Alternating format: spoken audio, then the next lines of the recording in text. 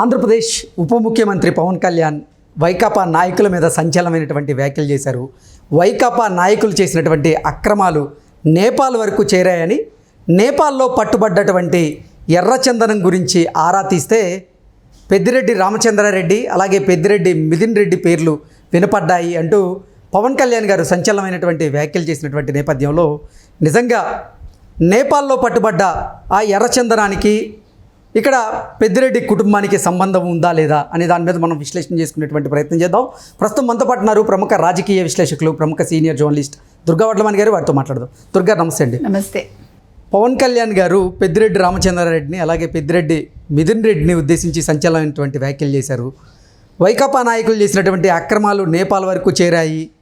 నేపాల్లో పట్టుబడ్డటువంటి 1000 టన్నుల ఎర్రచందనం గురించి ఆరా తీస్తే పెద్దిరెడ్డి రామచంద్రారెడ్డి, పెద్దిరెడ్డి మిథున్ రెడ్డి పేర్లు బయటపడ్డాయి అంటూ ఆయన కొన్ని వ్యాఖ్యలు చేసినటువంటి నేపథ్యంలో నిజంగా నేపాల్లో పట్టుబడ్డటువంటి ఈ 1000 టన్నుల ఎర్రచందనానికి పెద్దిరెడ్డి కుటుంబానికి సంబంధం ఉందా?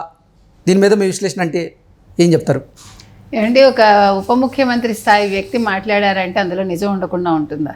ఇప్పుడు పవన్ కళ్యాణ్ గారు నిన్న పిఠాపురంలో ఈ వ్యాఖ్యలు చేశారు. ఆయన దగ్గర సమాచారం లేకుండా చేయరు కదా, నాకు ఫైల్ వచ్చిందని ఆయనే చెప్తున్నారు. సో ఊరికే మాట్లాడాల్సిన పని ఉండదు కదా.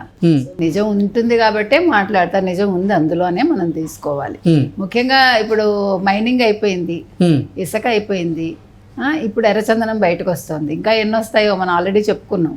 ఇది ఒక రోజుతో అయ్యేది కాదు, అంతం కాదు, ఇది ఆరంభం అన్నాం ఆ రోజు. ఇది ఒక సీరియల్ లాగా కొనసాగుతోంది అనమాట. అంటే ఈ అక్రమాలు, నేను అనేది అవినీతి అక్రమాలు. సో వీళ్ళు ఎక్కడికక్కడ చెక్ పోస్టుల దగ్గర పెద్దిరెడ్డి పేరు చెప్తే వదిలేశారట. వదిలేస్తే నేపాల్కి వెళ్ళక నేపాల్ వాళ్ళు ఎందుకు ఊరుకుంటారు? వాళ్ళకి ఎవరికి తెలుసు పెద్దిరెడ్డి మిథున్ రెడ్డి? కాబట్టి వాళ్ళు అక్కడ పట్టుకుని ఆ వివరాలు పంపించినట్టున్నారు ఆంధ్రప్రదేశ్కి. పంపిస్తే అది ఈయనకు వచ్చింది. ఇప్పుడు శేషాచలం అడవుల గురించి, శేషాచలం అడవుల్లో దొరికే ఎర్రచందనం గురించి అందరికీ తెలుసు. దాని మీద ఒక సినిమానే వచ్చింది కదా మనకి, అంటే ఎర్రచందనం ఎట్లా స్మగ్లింగ్ చేస్తారు అన్న దాని మీద. కాబట్టి ఈ విషయాల్లో అయితే డెఫినెట్ గా అబద్ధం ఉండదండి. ఎంతో కొంత నిజం లేకుండా అసలు బయటికి రాదు. అటవీ పర్యావరణ శాఖ మంత్రికి కూడా ఆయన ఉన్నటువంటి నేపథ్యంలోనే అంటే అటవీ సంపద అయినటువంటి ఈ ఎర్రచందనాన్ని అక్రమంగా దోచేస్తున్నారనే ఉద్దేశంతోనే ఆయన ఇటువంటి వ్యాఖ్యలు చేశారా, లేదంటే పక్కా సమాచారంతోనే ఆయన వారి పేర్లను మెన్షన్ చేసి మరి వారి గురించి, వారు చేసినటువంటి అక్రమాల గురించి ఆయన వ్యాఖ్యలు చేయాల్సి వచ్చిందంటే ఏం చెప్తారు? అంతే కదా, ఆయన అటవీ అండ్ దెన్ పర్యావరణ పరిరక్షణ శాఖ మంత్రి కాబట్టి ఆయన దగ్గరికి ఆ ఫైల్ వచ్చింది. ఆ ఫైల్లో పేర్లు ఉన్నాయి కాబట్టి ఆ ఫైల్ గురించి, ఆ పేర్ల గురించి ఆయన ప్రస్తావించాల్సి వచ్చింది. అయితే పవన్ కళ్యాణ్ ఎందుకు మాట్లాడతారు? క్యాజువల్ గా మాట్లాడి వదిలేస్తారు. 8,000 టన్నుల ఈ ఎర్రచందనం అక్కడ పట్టుబడింది అంటే ఏం చెప్తారు? ఎగ్జాక్ట్ గా మనం చెప్పలేమండి. ఎన్నో లారీలు వెళ్ళి ఉంటాయి కదా, ఇవాళ 1 2 యాక్చువల్ గా చెప్పాలంటే. ఇప్పుడు ఎప్పటి నుంచి జరుగుతుందో, గత 5 ఏళ్లలో ఎంత జరిగిందో, ఏం జరిగిందో మనకు తెలియదు. ఇప్పుడు ఒక దొంగ తీసుకుంటేనే బోళ్ళు ఖరీదు ఉంటుంది, అది మనకు తెలుసు. అలాంటిది మరి ఎన్ని వేల దొంగలు వెళ్ళాయో, ఏం చేశారో. ఇప్పుడు మీకు తెలుసు తిరుమల మీద ఎన్ని అక్రమాలు జరిగాయో మనం మాట్లాడుకుంటున్నాం. సో తిరుమలలో దేవుడి సొమ్మనే కాకుండా దేవుడికి సంబంధించిన శేషాచల అడవుల్లోని ఈ ఎర్రచందనం కూడా వాళ్ళు స్మగ్లింగ్ చేశారంటే మరి ఇంతకంటే నికృష్టం ఇంకా ఉంటుందండి. ఎందుకు చెప్తున్నామంటే దేవుడితో పెట్టుకుంటే ఎవరు కూడా, అందులో ఎస్పెషల్లీ వెంకటేశ్వర స్వామితో పెట్టుకుంటే వాళ్ళకి అధోగతి అని అందరూ చెప్తారు. కాబట్టి ఇది వాళ్ళతో ఆగిపోదండి, వాళ్ళకి ఇంకా ఎన్ని చుట్టుకుంటాయో వాళ్ళ పీకలకి. అదే నిన్న ఆయన మాట్లాడుతూ చాలా వ్యాఖ్యలు కూడా చేశారు ఆయన పవన్ కళ్యాణ్ గారు. నిన్న ఈ విషయంలోనే కాకుండా జనరల్గా కూడా ప్రకృతి గురించి మాట్లాడుతూ, ఇప్పుడు ఈయన్ని మీరు నన్ను సీఎం అంటున్నారు, మీరు సీఎం అని అరిచినందువల్లే ప్రకృతి భయపడింది. ఆ రోజు భయపెట్టారు మీరు ప్రకృతిని, పర్యావరణాన్ని. ఈ రోజు మీరు అన్నందువల్లే నేను డిప్యూటీ సీఎం అవ్వగలిగాను, ప్రకృతి కూడా కరిగి నీరైంది, అందుకే మనకి పొజిషన్ వచ్చింది అని. తర్వాత వాళ్ళు బై జగన్ అంటే ఎన్నిసార్లు చెప్తారు బై జగన్ అని? మీరు అక్కర్లేదు, అరవకండి అట్లాగా. జగన్ నాకేం శత్రువు కాదు, జగన్ కానీ జగన్ చుట్టూ ఉండేవాళ్ళు కానీ అన్నట్టు మాట్లాడారు ఆయన. నేను చాలా విషయాలు ఆయన ప్రస్తావించారు ఇట్లాగా. ఇంకొకటి ఏంటంటే, అసలు మనిషి డబ్బు తింటాడా అన్నం తింటాడా అని అడిగారు ఆయన. అంటే మిథున్ రెడ్డి గురించి కావచ్చు, లేదు పెద్దిరెడ్డి గారి గురించి కావచ్చు, లేకపోతే జగన్మోహన్ రెడ్డి గారి గురించి కావచ్చు. ఎందుకంటే మనకి రిషికొండ ప్యాలెస్లు వద్దు, మనకి దేవాదాయ భూములు మనకు అక్కర్లేదన్నట్టుగా ఆయన వ్యాఖ్యానాలు చేశారు. ఎందుకు చెప్తున్నాం అంటేనండి, నిజమే కదా, మనిషి తినేది గుప్పెడు అన్నం పట్టెడు అన్నం అంటాం మనం. సో అన్నం లేకుండా ఒక్కరోజు ఒక పూట మనం ఉండగలమా? కనీసం ఓ పూట ఉండగలం, 2 పూటలు ఉండగలం, 3వ పూట ఎప్పుడు ఆవురావరమంటూ ఎప్పుడు తింటామా అని ఉంటుంది కడుపుకి. కాబట్టి మనిషి చేస్తున్న పనులకి వాళ్ళు ఆలోచించుకోవాలండి. ఎందుకు ఈ అక్రమాలు అన్యాయాలు మనకు అర్థం కాదు. ఏం చేసుకుంటారు, ఎంతకాలం, ఎంత సంపాదిస్తే ఒక మనిషికి తన ఇది తీరుతుంది, దాహం, ఇది తీరని దాహాలు ఇవన్నీ కూడా. కాబట్టి ఇటువంటి వాటికి వెళ్ళకపోవటం మంచిది. అసలు అటవీ సంపద దోచుకోవటం ఏంటండి? ఈ ఉద్యోగాలు చేసుకుంటూ ఈ పొల్యూషన్లో మనం బయటకు వచ్చి బతుకుతూ మనం ఒక చెట్టును సవ్యంగా పెంచగలమండి? ఎంత కష్టం. ఇప్పుడు వేల టన్నుల ఎర్రచందనం పట్టుబడ్డటువంటి నేపథ్యంలో ఇది రోడ్డు మార్గానే వాళ్ళు తరలించారా, లేదంటే ఇతర మార్గాలను అన్వేషించి ఇతర మార్గాల ద్వారా ఈ అక్రమ రవాణా సాగిందా అంటే ఏం చెప్తారు? చెక్ పోస్టులు అంటున్నారు కాబట్టి రోడ్డు మార్గమే అయి ఉండాలండి. రోడ్డు మార్గంలో అంటే మన దేశంలోనే చాలా రాష్ట్రాల నుంచి దాటాల్సిన అవసరం ఉంటుంది కదా. మరి మన రాష్ట్రంలోనే మన దేశంలోనే పట్టుబడాల్సి ఉండేది, కానీ నేపాల్ తరలించారంటే అది ప్రత్యేకమైనటువంటి విమానాలు ఏదన్నా వాడారా, లేదంటే ఎలా తరలించి ఉంటారంటే ఏం చెప్తారు? ఏమైనా కావచ్చండి. అయినా కూడా ఇప్పుడు కేంద్రంతో కూడా వాళ్ళు మొన్నటి వరకు పొత్తులోనే ఉన్నారు కదా, అంటే బయట నుంచి వాళ్ళు సపోర్ట్ చేసుకున్నారు కాబట్టి ఎక్కడికక్కడ ఏది కష్టం కాదండి. తప్పు చేసేవాడికి చట్టాల్లో చాలా లొసుగులు ఉన్నాయి. ప్లస్ వడ్డించేవాడు మనవాడైనప్పుడు మీరు ఈజీగా తప్పు చేస్తారు, అవునా కదా? ఇప్పుడు బీజేపీ నిన్నటి వరకు వాళ్ళతోటే ఉంది కదా, కావాలనుకుంటే ఏమన్నా వాళ్ళు సాధ్యం. భారతీయ జనతా పార్టీ పెద్దల అండదండలతోనే నిన్న మొన్నటి వరకు ఆంధ్రప్రదేశ్లోని వైకాపా నేతలు ఇలా విచ్చలవిడిగా ఎర్రచంద్రాన్ని అక్రమ రవాణా చేసి ఉండొచ్చా అంటే ఏం చెప్తారు? ఉండొచ్చండి, ఏం అందులో తప్పే ఉంది. ఇప్పుడు మీరు అలా అంటున్నారు, పోలవరానికి 15,000 కోట్లు ఇచ్చామని వాళ్ళు అన్నారు.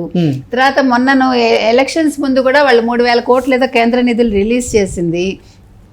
నా ప్రశ్న ఏంటంటేనండి, ఇప్పుడు కేంద్రం మీకు ఇన్ని నిధులు ఇచ్చినప్పుడు ఒక రాష్ట్రానికి దాని మీద నిఘా పెట్టదా?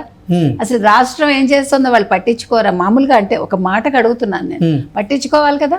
అంటే మరి మీరు 5 ఏళ్ళు అలా గమ్ము నుండి ఇప్పుడు లాస్ట్లో ఎలక్షన్స్ ముందు మీరు ఎందుకు నింద వేశారు? మీరు ఎందుకు మాట్లాడారు? మరి 5 ఏళ్ళు ఎందుకు మాట్లాడలేదు బీజేపీ ప్రభుత్వం? ఆ రోజు ఆయన ఎన్ని మాట్లాడారు? రాజ్నాథ్ సింగ్ గారు అవినీతిమయం అయిపోయింది, నా 14 లక్షల కోట్ల అప్పులు చేశారు. మరి మీకు నిన్నటి వరకు తెలియదా అది? ఇప్పుడు మీరు ఒకసారి బీజేపీ వైసీపీ రెండు విడివిడిగా అయిపోయాక మీరు తెలుగుదేశం కూటమితోటి మీరు ఎప్పుడైతే సఖ్యత పెట్టుకున్నారో మీరు మాట్లాడటం మొదలు పెట్టారు. అంటే నిన్నటి వరకు జరిగినట్టే కదా ఇవన్నీ. ఆ జరగడంలో ఈ ఎర్రచందన స్మగ్లింగ్ కూడా ఉంటుంది కదా, అందులో మనకు ఏమైనా డౌటా? ఇప్పుడు ఇన్ని జరిగినప్పుడు 14 లక్షల కోట్ల అప్పు చేశాడు, ఇన్ని కోట్ల అవినీతి చేశాడు అంటున్నారు మీరు. చేసినప్పుడు ఇప్పుడు మీకు పోలవరం కావచ్చు, మీరు ఎక్కడ తీసుకున్న రిషికొండ తవ్వేశారు, లేకపోతే మరొకటి చేశారు, ఎక్కడికక్కడ అక్రమాలు అవినీతులు జరిగినప్పుడు డెఫినెట్గా ఎర్రచందనం కూడా జరిగినట్టే కదండి. అందులో ఏముందండి, ఇప్పుడు పై వాళ్ళకి తెలవాలని ఉంది, కిందన మీరు మేనేజ్ చేస్తారు, అది పెద్ద విషయం కాదు కదండి. మనకుండే చట్టాలు కూడా, చట్టాల్లో ఎన్ని లొసుగులు ఉన్నాయో. మనుషులు కూడా డబ్బుకు ఆశపడిన వాడు ఉంటాడా? మీరు చెప్పండి. ఒక కట్ట ఇస్తే వాడు పంపించకుండా ఉంటాడా? లేదు, బెదిరిస్తే వాడు నోరు మూసుకుని ఉండకుండా ఉంటాడా? వీళ్ళు బెదిరింపులకి పాల్పడతారు, వీళ్ళు డబ్బులు విచ్చలవిడిగా ఖర్చు పెడతారు. కాబట్టి దేనికైనా అవతలి వాడు భయపడైనా చేసి ఉండొచ్చు, లేదు ఇచ్చిన డబ్బుకి లంచం తీసుకునైనా వాడు చెక్ పోస్ట్ దగ్గర వదిలేసి ఉండొచ్చు. Anything may happen. ఇప్పుడు మనకి చెప్పుకోవటానికి ఒక అవకాశం లేనప్పుడు తప్పులు జరుగుతాయండి. అయితే తప్పు జరిగే చోట వాళ్ళని నిరోధించడానికి మళ్ళీ ఒక శాఖ పెట్టాలా, లేదు ఒక కమిటీ వేయాలా, ఇవన్నీ కూడా పెద్ద విషయాలండి. అంటే ఎక్కడ కంట్రోల్ చేయాలి, ఎలా కంట్రోల్ చేయాలి అన్న దాని మీద ప్రభుత్వం దృష్టి పెట్టాలండి. ఇవన్నీ జరుగుతున్నాయంటే అందరికీ తెలిసే జరుగుతాయి. కాబట్టి ఇలాంటి విషయాల్లో మనం మాట్లాడటానికి లేదు. ఇప్పుడు ఏంటంటే దాన్ని వెనక్కి తెప్పించడం కూడా చాలా పెద్ద పని. అది it's not a small issue, it's a very big task actually speaking. అదే ఆయన చెప్తున్నారు, చాలా పెద్ద పని. అడవులు నాశనం చేయడం చాలా సులువు, ఒక మొక్కను పెంచితే తెలుస్తుందని ఆయన కూడా అంటున్నారు కదా. ఎందుకంటే ఆయనకి ఇష్టమైన అటవీ శాఖ కావచ్చు, పర్యావరణం అవన్నీ ఆయన తీసుకున్నారు కాబట్టి. జగన్మోహన్ రెడ్డి పాలనలో ఈ 5 ఏళ్లలో పెద్దిరెడ్డి కుటుంబం ఎన్నో వేల కోట్ల రూపాయల అవినీతికి పాల్పడింది అని, అన్ని శాఖల్లో వారు అక్రమాలు అన్యాయాలు చేశారు, అవినీతికి పాల్పడ్డారన్నట్లుగా వాళ్ళ పేర్లు ప్రముఖంగా వినపడుతూ ఉన్నాయి. ఇసుక మాఫియాలో వాళ్ళ పేరు వినపడుతూ ఉంది, మైనింగ్ మాఫియాలో వాళ్ళ పేరు వినపడుతూ ఉంది, అలాగే మద్యం దాంట్లో వాళ్ళ పేర్లు వినపడుతూ ఉంది. ఇలా అటవీ సంపదను నాశనం చేసిన దాంట్లో పెద్దిరెడ్డి రామచంద్రారెడ్డి కుటుంబం పేరు వినపడుతూ ఉంది. ఏంటి అసలు వారు ఎన్ని వేల కోట్లకి అవినీతికి పాల్పడి ఉండొచ్చు అంటే ఏం చెప్తారు? ఏంటి, ఒక పక్క మనం మద్యంది 2.5 లక్షల కోట్లు అని విన్నాం జగన్ గారిది. సో ఆ తర్వాత వీళ్ళదంటే 1 లక్ష కోట్లకి తక్కువ ఉంటుందా మనకు తెలియదు. మనకు అలాంటి ఫిగర్స్ తెలియదు, మనకు అంత డబ్బు తెలియదు కాబట్టి ఎగ్జాక్ట్ ఫిగర్స్ అయితే మనం చెప్పలేం. కానీ నిన్ననే మన ఇసుక దందా గురించి మాట్లాడుకున్నాం. అంటే 15 కోట్లు అనుకున్నాం, మన 1500 కోట్లు ఇసుక దందా కదా. అట్లా ఇలాగ ఇవన్నీ చేర్చుకుని మీరు కనీసం 1000 కోట్లు అయితే ఉంటుంది కదా, 1-2 ఉండదు. మైనింగ్లో ఎంత చేశారో తెలియదు. పులివర్తి నానికి 50 కోట్లు వాళ్ళు ఫైన్ వేశారు. అంటే ఇట్లా ఎక్కడ ఎంతెంత మంది దగ్గర నుంచి ఎంతెంత వాళ్ళు దండుకున్నారు, ఏం చేశారు అంటే 1000 కోట్లు ఖచ్చితంగా ఉంటుంది. 1,00,000 కోట్ల వరకు ఉంటుందా అంటే మనకి అందాజాగా మనం అనుకోవటం తప్ప మనకి ఎగ్జాక్ట్గా తెలియదు. ఏది ఏమైనా ఈ ఎర్రచందనాన్ని వెనక్కి రప్పించాలంటే దీన్ని ఎట్లా కంట్రోల్ చేయాలి అనేది ఇప్పుడు పవన్ కళ్యాణ్ గారు ఒక మినిస్టర్గా ఆయన దృష్టి పెట్టాలి. ఎందుకంటే అటవీ పర్యావరణ శాఖ మంత్రి కాబట్టి ఇవన్నీ చిన్న విషయాలు కాదు. ఆయన ముందు చాలా సవాళ్ళు ఉన్నాయండి. అందులో ఇది మొదటి సవాలేమో నాకు తెలియదు.